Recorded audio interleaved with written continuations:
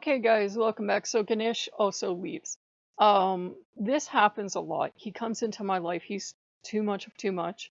I love him, but he always is. There doesn't seem to be any way to turn down the volume with him. I've served him off and on for decades, and he's always too much of too much. And it's not like when he comes into my life and he is all this stuff at once that like I have this quantum leap in good fortune. So it's like I was talking to Odin because I think Odin let this play out for a reason. I said, look, if he came in and he was too much of too much, plus I had this huge windfall or something, I said that would make it worth it. But it never, my luck never moves up, or thankfully it never moves down either. I said my luck, my good fortune, my opening of roads and everything. I said that never changes. I love Ganesh, but I have to be the least successful person to ever serve him. And I said, too, there's that whole thing going on. If you study Hinduism, half the people will say, well, these gods aren't real, right? This is just something so you can go meditate. And I said, I have never been able to wrap my head around that. I'm like, now I don't know if I have an imaginary friend named Ganesh where he's a real deity. And I'm like, I didn't tell you. I'm confused. I'm going to have a breakdown. So Odin and Loki were like, yeah. Because I actually was talking to Ganesh today and I said, I can't do this anymore. I gave him my reasons why. And I said, you're always too much, too much. You don't give me the blessing in the meantime.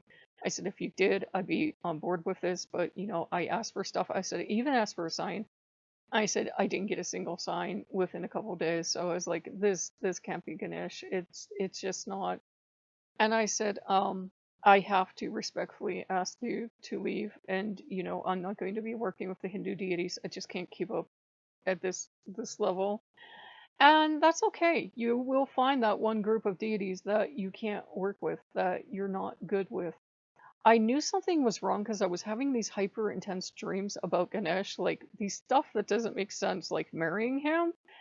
And it was intense and it didn't feel good. It felt like we were married, but it was like, this isn't right. Like my head screaming at me, this isn't right. They don't do this in Hinduism. Why are you getting married to this god?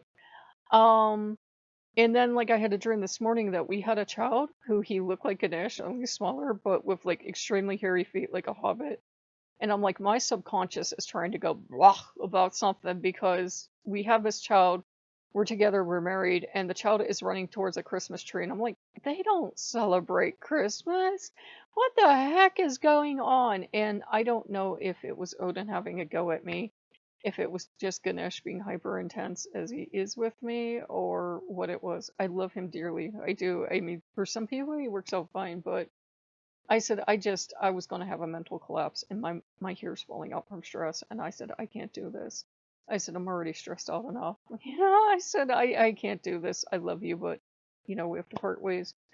So, that wasn't exactly happy, but, we figured we'd let you guys know. I don't want you guys to walk away from that, therefore, and going, well, I'll never work with him.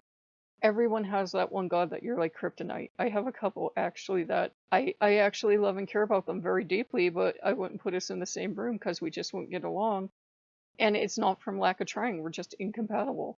So, if you guys like what you see, like concept, yeah, like concept, like, comment, and subscribe in a long day, and I will see you guys later. Bye bye.